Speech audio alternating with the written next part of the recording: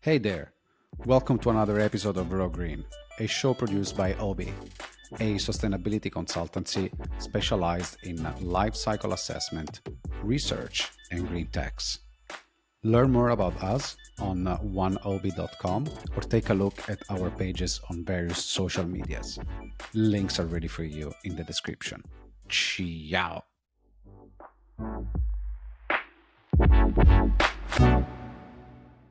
I am Francesco De Lieto. I am passionate about sustainability and green technologies. Welcome to a new episode of Raw Green. As of November 2024, global installed solar PV capacity has surpassed 2 terawatts, according to the Global Solar Council, with more capacity added in the past 2 years than in the previous 68 combined. There is still much more to be done, especially on commercial and industrial properties. Today, we're pleased to sit down with Daniel Levene, co-founder of Two Blues Solar, a company specializing in rooftop solar projects that funds 100% the installation of solar plants on commercial and industrial building. Daniel, welcome to Raw Green. How are you? I'm well, thanks. Thanks so much for having me, Francesco. Nice to have you here. Why don't we start from the story of Two Blue Solar and its specific business model, because it is a unique approach that you guys have. Sure, love to. So my business partner and I set the business up about 3 years ago. We previously worked in property finance, and you probably remember 4 or 5 years ago, everyone was talking about the death of the high street and how retail was dead and everything was moving online. And as a result of that, internet shopping was taking over everything. And there was a mass rush to build sheds to feed the online kind of epidemic of kind of retail. And we were getting offered opportunities to fund large new build sheds of 100,000 square feet, 10,000 square meters. And we'd see on the roof 4 solar panels. And it just looked glaringly obvious that there should be 4,000, 40,000. And we started to investigate why it wasn't happening. I read an article at the same time that said if you put solar panels on all the high quality south-facing roofs of industrial buildings, that covers all of our solar aspirations till 2035. That's without using any solar farms, essentially generating the power where you need it rather than having to plumb it into the system and then build a whole bunch of new grids. And it further spurred me on to understand why this wasn't happening. So we started by asking the developers that were developing these properties, why aren't you filling the roofs with solar panels? And they said, well, it's going to cost me £500,000 to put solar panels on the roof, and no one's going to pay me more for the building when I built it with solar panels. So why would I do it? So we thought, okay, well, maybe we'll ask the landlords who are going to own the buildings after the developers have built it. And we asked the landlords that we knew from the big funds that we worked with, and they said, well, why would we spend £500,000 putting solar on the roof? We don't use the power. We're not going to benefit from it. And, no one's going to pay me more rent for the building because it's got solar on the roof, although there is now a case for that. At the time, no one was considering that there was any additional value from having a higher quality EPC building. So we moved on to the tenants that we knew, and we asked them and said, why aren't you, once you're occupying these buildings, putting solar panels on the roof? And they're saying, well, why would I invest £500,000 in my landlord's building when I'm going to leave in 5, maximum 10 years? I may have paid back the investment in that time, but I've got a million other more pressing priorities around, supply chain pressures and automation and all of that kind of stuff. Plus, my landlord wants me to take it off at the end of my lease. So we realized that there was a kind of gap for somebody to put their hands around this and come up with a funded solution that allowed all of these parties to benefit from solar, which everybody knows the benefits from sustainability-wise and energy cost-wise, without having to put their own capital into. And that's how we came up with a model for Two Blue Solar. Wow. And what was your first project? Project number one. Yeah, so project number one is a farm food producer. They're a Dutch multinational business that produces farm food for cattle and pigs and so on. They've got huge manufacturing costs and again, massive pressures. They've got facilities across all of Europe. We focused on one in the UK first as a pilot with a potential to roll out across the whole of the UK. It's about a 160 kilowatt system. Again, potential to do maybe half a megawatt there, but the grid knocked us back on that, which is something that I know that we would like to talk about when we've got some time in this podcast today. So yeah, Definitely. that's the first of many. Yeah. Well, you mentioned a very, very hot topic, which is the grid connection and the infrastructure in general. Okay. And Yes. this, ironically, the grid the grid issues were not, let's say, a decision factor in your strategy when you set it up to Blue Solar at that time. Something No. that actually No. now makes even more sense because the projects that you build are for self-consumptions, or they also to dispatch energy in the grid. The vast majority is for self-consumption, and you touch exactly on a very key point, which is that we're using an existing grid connection in most cases because large factories have large grid connections as a result of the nature of their work. Well, look, it is a very good strategy, which, if I can be a little bit Sherlock Holmes here, cuts cuts your project time by at least a few years, your completion, Yes, that's the intention. at least a few years, not to mention project costs, and also interconnection costs with the grid. And what is, for example, in the UK market, what is the available market? We're talking about lots of roofs that are already predisposed with the proper tilting, with the proper orientation of the sheds. If there is a total number that you think, say, in UK we have Sure. availability to develop, I don't know, a gigawatts of solar. Yes. In truth, I don't have the number off the top of my head, but it's definitely into the gigawatts. There is, you know it and you see it yourself when you fly into London or to any other city in the country, and you notice it whichever city you fly into, that the industrial and commercial roofs are vast, and they're typically in kind of centralized locations where you've got it almost looks like a huge open field in the same way that you would fill with solar, but it's just roofs where the space is Yeah, being used for nothing else. yeah. Um, so it's definitely into the gigawatts.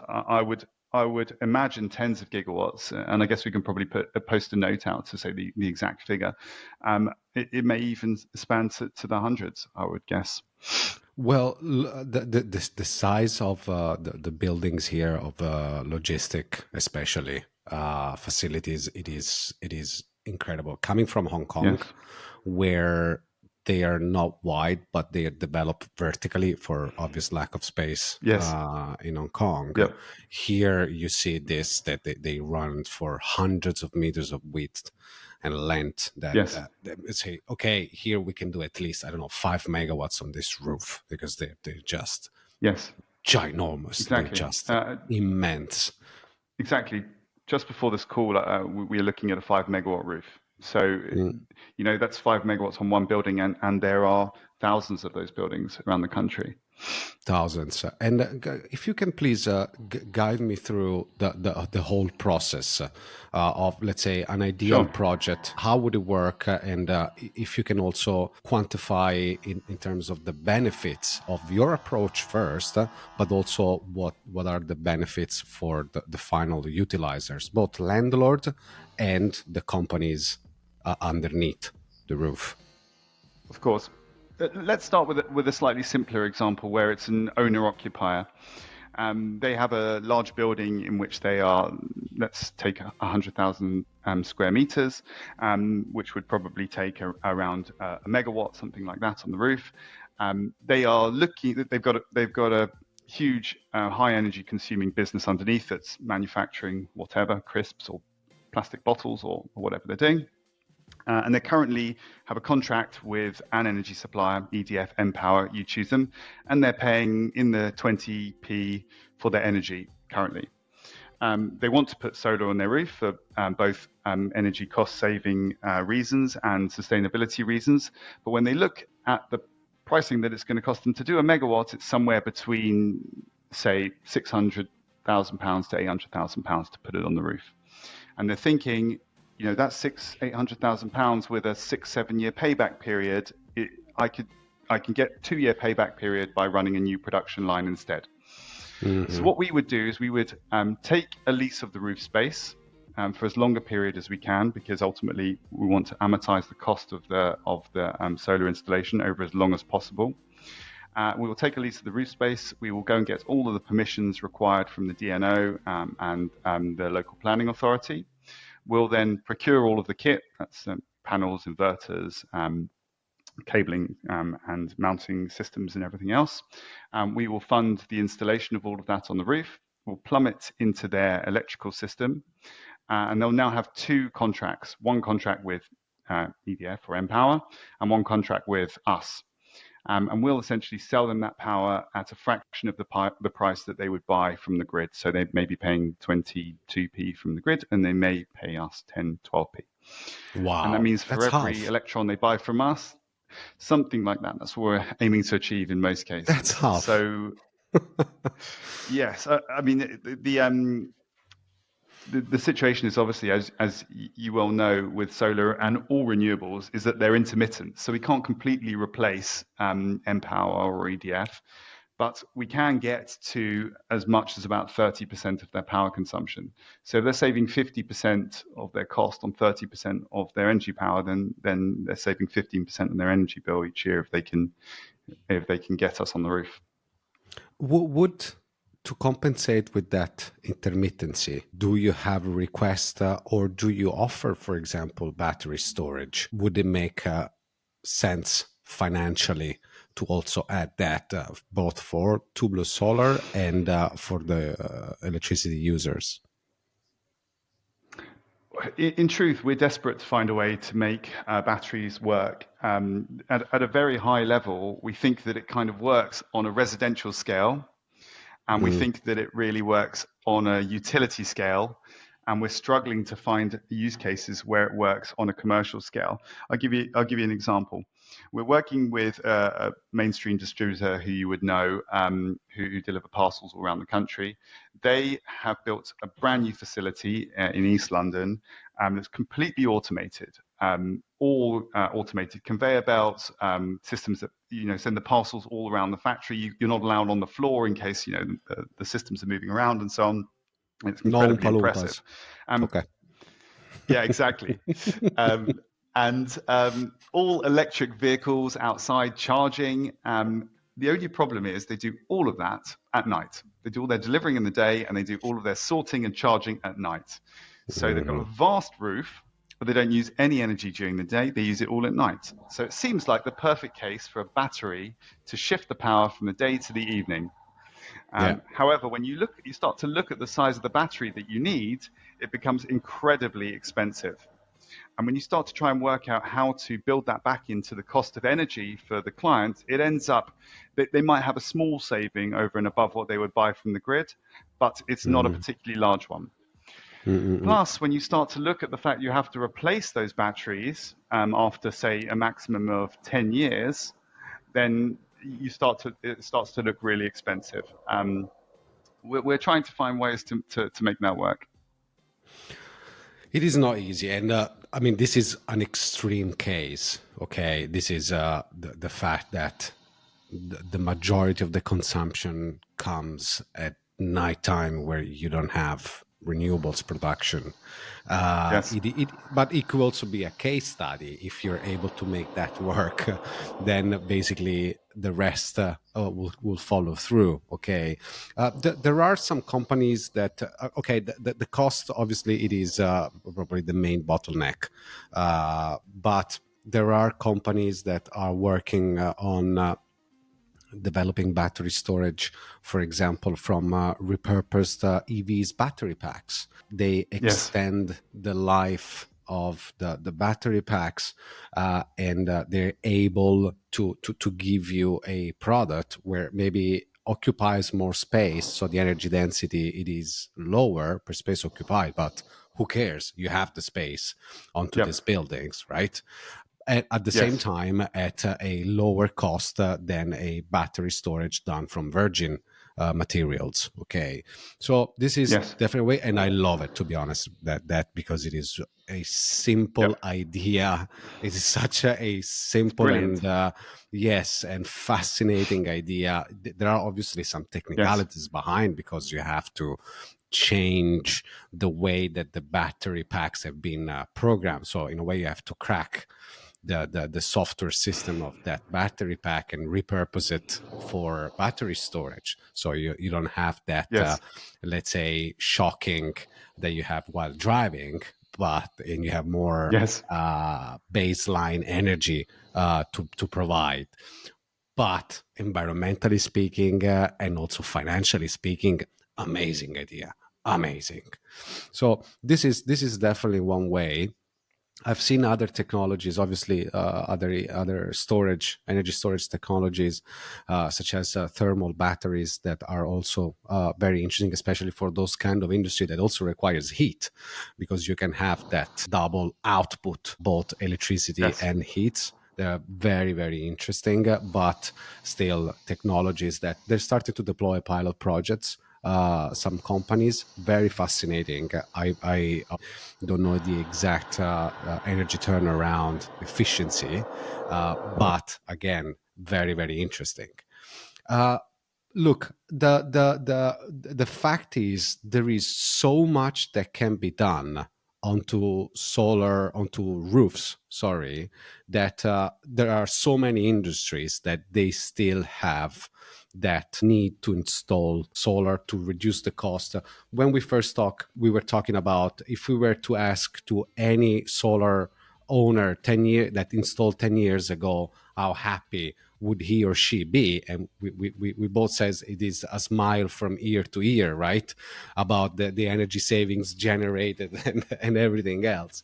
It is all a matter of finance, I think. And we go to something that I have seen on basically all green technologies, which is transition finance.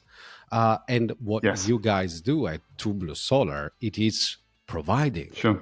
transition finance in a way. So Exactly. what are the difficulties in running a business like that? Because you must have also, it is capital intensive to run a business like that. Yes. You are investing Yes. into each and every Yes. single project. If you can please go a Yes. little bit granular on this. Sure.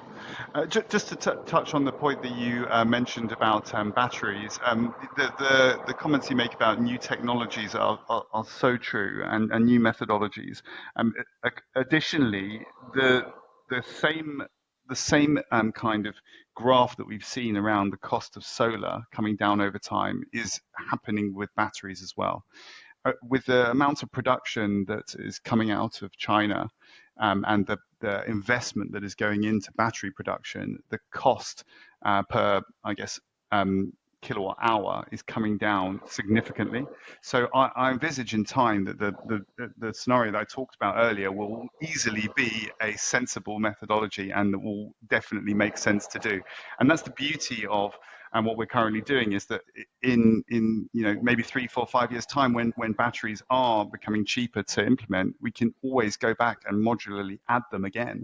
And that's the kind of additive way that the transition finance works, is that as new technologies come along, you can further enhance the offering that you're providing clients already.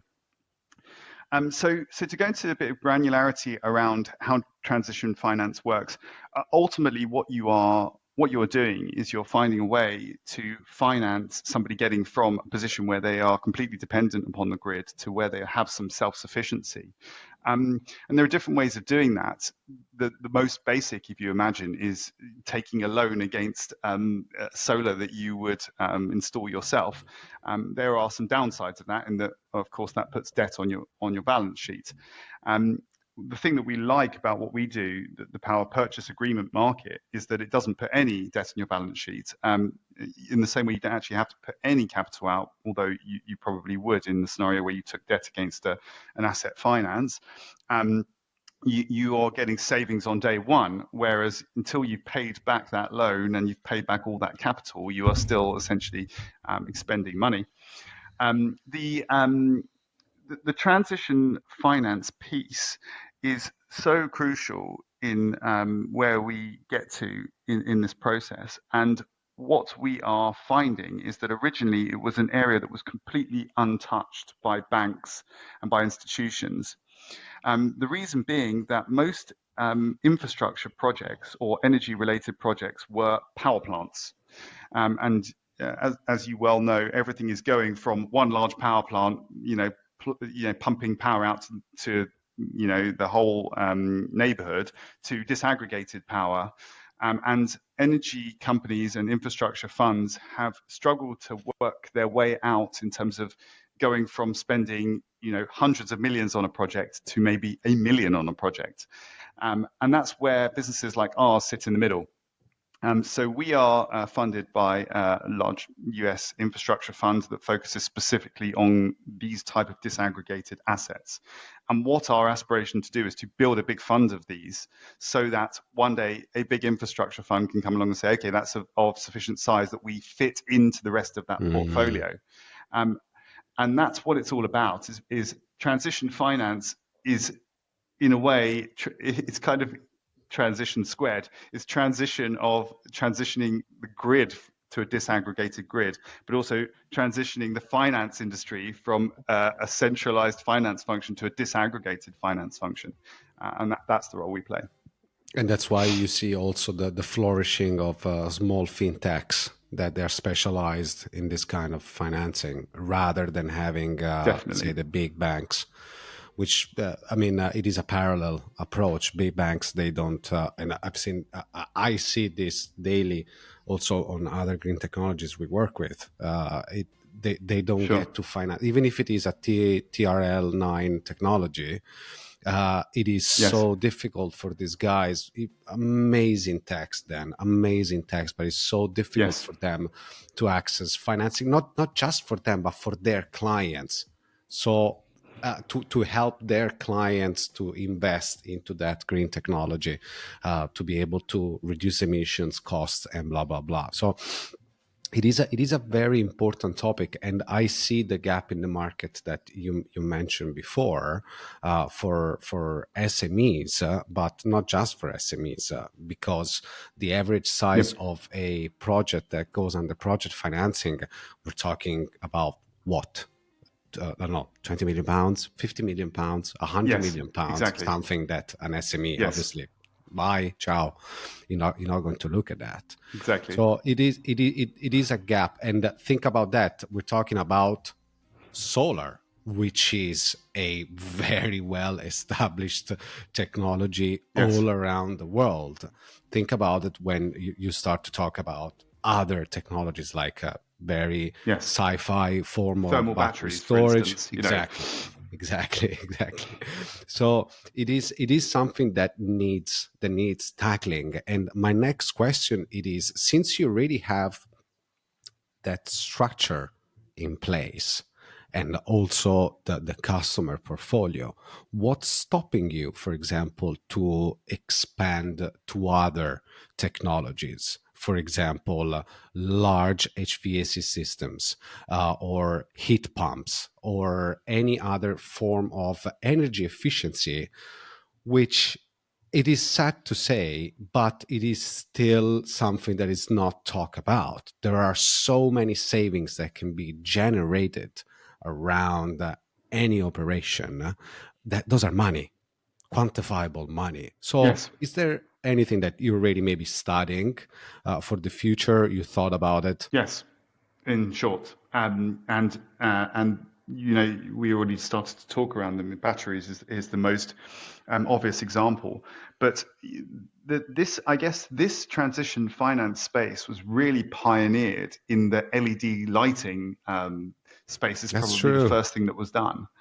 Yes. And you'd be surprised how few people have taken up that offer, because it's a completely funded solution, and it's funded entirely out of savings for people. But it's the low. I think businesses in general are so consumed with their day-to-day operations. It's really hard to get their head out the detail and be able to start saying, okay, we're ready to start making some of these transitions, and what options are there out there, and who can really help us. And I think even once they do that, it's not easy for them to then get their heads into multiple technologies at one time. One of the things that I'm involved in is the Economics and Markets Forum of Solar Energy UK. And one of the things that we're putting together is a corporate buyer's guide, because we feel that corporates just, That's such they're a good told that idea. ESG is Yeah. something that, yeah, which we're just, well, it's ultimately been born out of conversations that we've had with clients, where they just say, look, we want to do something ESG focused. We know that finance is at a premium internally, so we don't have a lot to spend on it. We don't know what to do first. We don't know what the roadmap should look like. We don't want to go and spend, tens of thousands of pounds on consultants to come in to give us a piece of paper that sits on a shelf. We want to just, build a plan. And we feel like the kind of industry bodies that are out there, like Solar Energy UK, should be really helping these businesses decide how to do it. Is it LED first? Is it solar next? Is it batteries after that? Is it heat pumps after that? Is it voltage optimization after that? How does Yeah. EV charging come into this? How do I transition my fleet from, thermal energy to electrified energy? It's not a simple question, and it's not even a one bullet One fits all. shot. It's Yeah. multiple. Yeah, exactly. Yeah. It's multiple, and it's very specific for each individual company. And you want to give broad advice that can be really narrowed down to be the perfect case for each one. So we're investigating all of those things, and we're trying to understand on a client by client basis what else we can add to the suite of products in addition to solar, which is where we obviously started, that can help them on this transition journey. In some ways, some of the things are counterintuitive, because ultimately the more power that we sell our clients, the more money we ultimately make, rather than selling it into the grid. True. But what we're really Yes. trying to do is make them efficient. We want them to use the cheap power we're selling them, rather than the expensive power they're buying from the grid. So what that might mean is, okay, changing all of their lights to LEDs, which brings down their energy consumption on LED lighting, but then change your evening shifts into daytime shifts, so that you can use the solar energy being produced and produce products cheaper, and of course more sustainably. So this is a very good point, and the energy optimization. It doesn't necessarily go against, let's say, the original business model, because, as you said in the beginning, you don't cover the 100% of the energy Yes, consumption. So you are able to reduce that portion of energy that it is from the grid, rather than from the solar plant on the rooftop.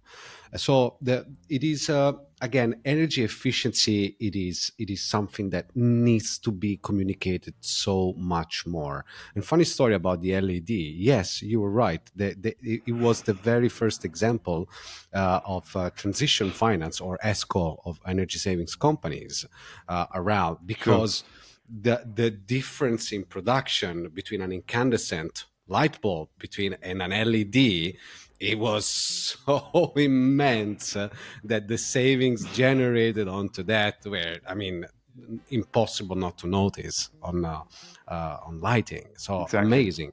And the same things, it is happening also in the heat management. So with heat pumps or with any other beautiful technologies coming out on the refrigeration cycle that are able to Yes. generate savings like 50-60% on the whole cool cycle. Yes. So any dollar or pound saved, it is a gain and cash available for companies that are then able to invest somewhere else. So, is there any technology in particular with regard of solar that you guys are currently look at? For example, perovskite solar modules. Is it something that you guys are looking at? I mean, we're looking at it in terms of the the aspiration that one day it will come to the market in a Mm, financially feasible fashion. The stage that for those that don't know about it, is essentially an additional layer to a solar panel that gives you almost a doubling of the efficiency of a solar panel. You kind of get two levels of generating electricity from the sun. Um, the it's currently in development in labs, and they're up to about an inch by an inch in terms of a stable product of what's being built so far. And the prices that's being built at an inch by an inch are mind blowing when you compare them to how cheap solar energy is currently out in the market. But that will come down. That will, over time, they'll work out the manufacturing process that will allow it to be able to be produced in large panels. They'll invest the time to be able to make long production runs so that it will be able to be produced a lot cheaper. My feeling is we're probably a minimum of 5 years away from that, potentially even 10. But I would love to go back to all of our clients in 5 or maybe 10 years' time and say, look, we've got something that can produce double the amount of electricity for the same amount of space. Let's go again. Let's replace all of the solar panels on the roof with something much more efficient, and keep kind of I guess improving as we go.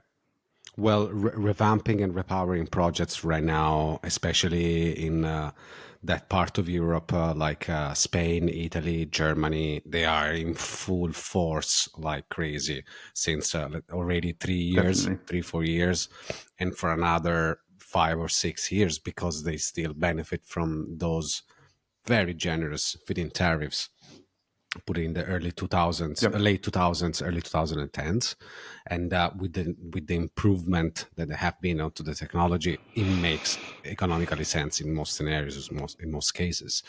So 100%. yes, totally, and And the perhaps what you're same, the same in the UK, in the UK industry for wind turbines, where the planning permission that you currently have allows you to extend the wind turbine further on the same Mhm. plot. So there's lots of replacement of wind turbines, particularly as you probably well know about the technology and some concerns around how their longevity and components and so on. So Yeah. if you can replace it with something significantly larger and more efficient, and generate significantly more power from the same plot, then this is all about how we're going to iterate to get to net zero. So I'm not sure how it is in UK, but I've been through several revamping and repowering projects in Italy, and I can tell you that one of the mandate that usually the local planning boards and even grid operators, they they oblige the plant owner not to surpass the originally power capacity installed with the original project. So you have a 5 megawatts project, you cannot go above, let's say, 15% that power generated. And we go back to the usual problems, which is the grid. Because if meter by meter, you can install, let's say, 50% more capacity, or you can put a 50% more capacity plus trackers, for example. So your Yes. output production will go even further that. I mean, how Yep. with the same space of land, okay, you are getting so much more output for the same space, but you can't do it because of the No. grid, because of the connectivity. So that it is something that really needs sorting out. That really needs sorting out. There is one thing that I wanted to Yes. ask you though. You mentioned about two things. which are feelings and supply chain. And I wanted to ask you about both of those because in the past Sure. few weeks, few things have happened in terms of elections in the US, in terms of budget in UK. So those were Yes. kind of important things for the, let's say, the general flow of goods around the world. More importantly, the stuff that comes out of China. And Yes. for anything regarding renewables and clean energy, the vast majority of components, whether it is solar panels, whether it is batteries, inverters, and whatever, inverters maybe a little bit less, they come out from China. So, and right now, they are basically selling solar modules below cost price. Yes. So, how long is this situation sustainable? How long they can keep going doing that? Because as much as they can have the support of the Chinese government behind, which they did for the past 20 plus years, how long it can go on? It is not an easy thing. So also for the planning of your project, I don't know. I wanted to hear your thoughts about supply chain and procurement strategies. Sure. And you're completely right. The US and their potential tariff implementation around Chinese goods is going to have a knock-on effect elsewhere. I would imagine for the UK that could be reasonably positive in that there is going to be less demand potentially for Chinese products in the US and US affiliated countries, um, meaning that the supply to the demand shifts in terms of cheaper products. I know you and I have discussed before the kind of altruistic or political perspective around China and considerations around that. But if you ignore that, ultimately what you've got is an entity subsidizing the world's transition to renewable energy, and it's it's almost impossible to look past it. It's so compelling, the price of Chinese panels in comparison to everywhere else, that it's and particularly the battery space where they're so dominant. It's impossible to shy away from. I guess the US are probably the only power in the world that could, go and raise an infrastructure fund and go and really try and build their own supply in that space that could compete. But it's going to be It is so they've got such a head difficult, start. though. It's impossible. Yeah, On the impossible. prices that EPC contractors and developers are used to now, where they again they Yes, work on negative margins, solar panels yes, producers. Now they used to those prices. So apparently, even with the tariff, I read around, even with the tariffs that the new president is going to put on Chinese goods, it would still be more convenient to import the one with the additional tariffs rather than creating the yes. supply from the US, because they have that level of efficiency and productivity that reach that height, that level, that to start from scratch. And yes, it doesn't start from scratch, but definitely does not have that level of integration that China has. It is It's very, very incredible. difficult and very much capital intensive. I mean, you need really serious money to be able to do something like that. Serious money. And iterative, that they've improved their processes and they've improved the efficiency of the factories year on year, module on module. And this is 20, 30 years in the making. It's not a recent phenomenon that China have been Exactly. producing solar panels. They've invested heavily for a long period of time, and in truth, done a fantastic job of bringing solar panels to the prices that they're at now, where they have Yeah. become the cheapest form of electricity generation. And that's benefiting us all.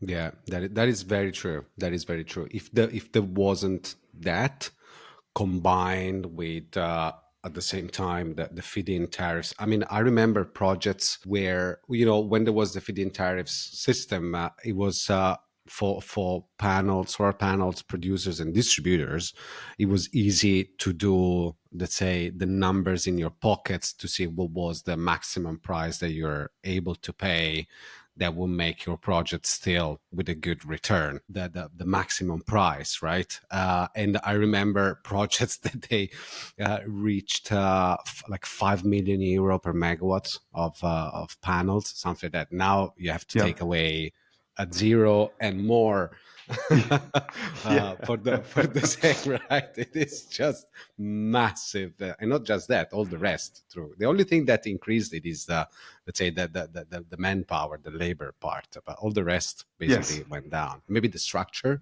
they increased a little bit, the cost of the Yes. The structures. aluminium The aluminium, frameworks, that's yeah. the only thing that's probably holding it at a certain level. Yeah, but that comes from let's say a different supply management. It isn't just the solar components, that it is the Sure. usage. It is so much broader that it is affected by way more forces. Way more forces. But fascinating though. So, in short, do you think that the cost per megawatt installed, it is going to increase, it is going to be stable, or it is going to even reduce in the next, let's say, 3 years? It's a very interesting question.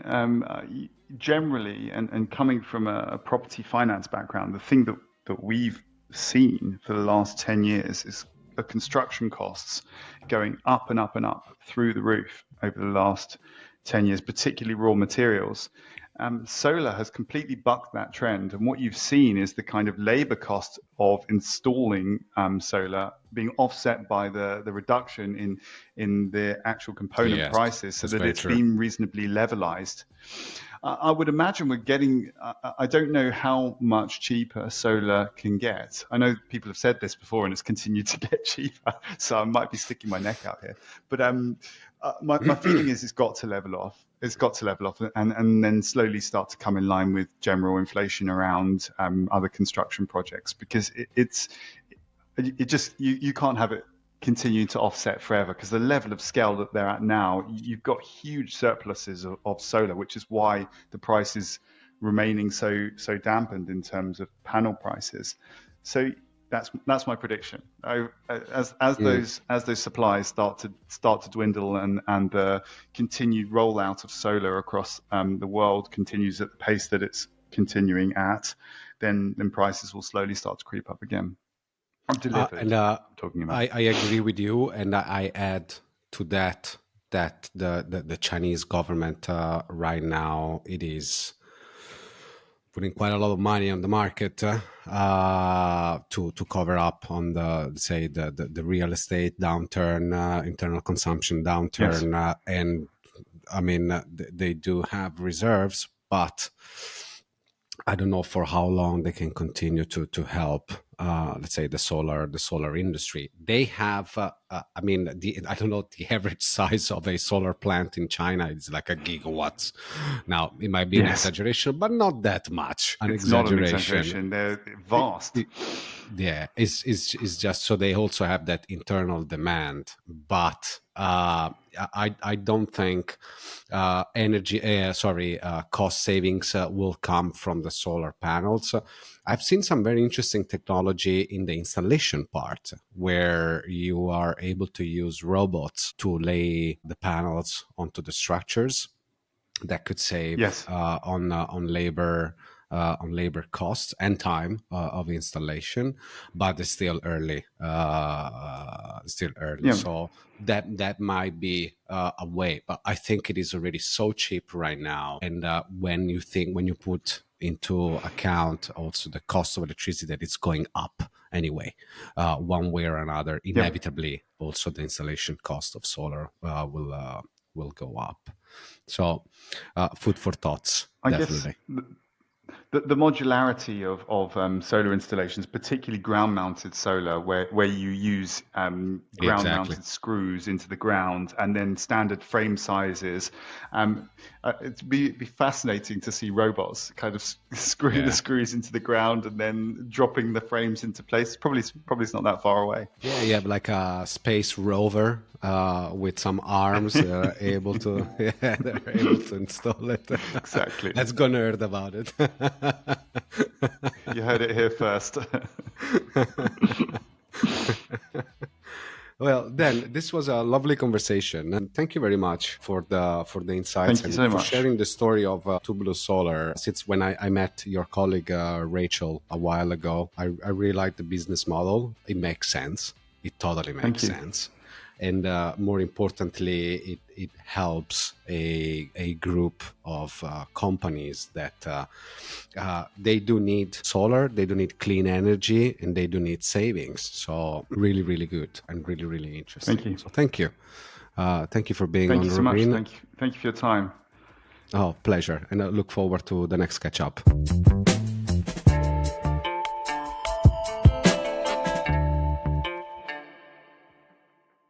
Thank you for listening to this episode of Raw Green. To get this far, you must have liked it. So don't forget to hit that like button and follow our podcast. It is a great way to support our community. At OBI, we're all about research, life cycle assessment, and green tech innovation. Stay connected with us through our social media pages or visit our website. Links are below in the description. See you next time. Ciiiao.